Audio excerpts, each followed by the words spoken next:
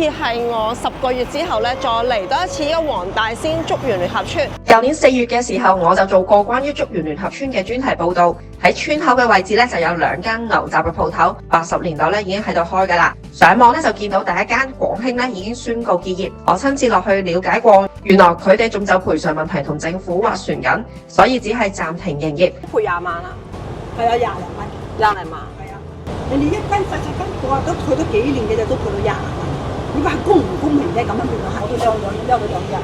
我啲行喺度問我幾時去，我都答唔到佢。拍攝之後2日咧，廣興已經重開返，而隔離嘅林記咧亦都維持營業中。林太，其實喺我拍攝嘅第2日咧，村民咧就傳出地政處會採取行動吸水吸電。都吸電我都開到檔㗎，咪去擔水嚟開檔咯。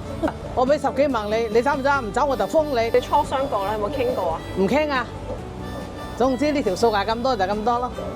佢話係佢話事啊嘛，而家唔係我話事啊嘛。咁我之後咧再收到村民嘅通知咧，個行動已經取消咗。而家2間牛雜鋪咧都係營業中嘅。傾咩啫？我又唔係去搶，又唔係去偷，靠我自力更生，咁都仲要拉人唔係啊嘛？一家人都失業咯。咁睇下或者睇下佢地政處有冇幫我申請綜援啊？嗰啲幾個都係攞綜援啊。社會嘅進步往往伴隨住重建嘅必要，而喺呢個過程中，如何妥善安排村民，讓佢哋嘅生計得到延續，成為我哋需要深思嘅課題。當日咧，其實我仲同其他村民有傾過偈。如果大家有興趣知道更多，可以留言話俾我聽，我再陸續剪翻啲片出嚟啦。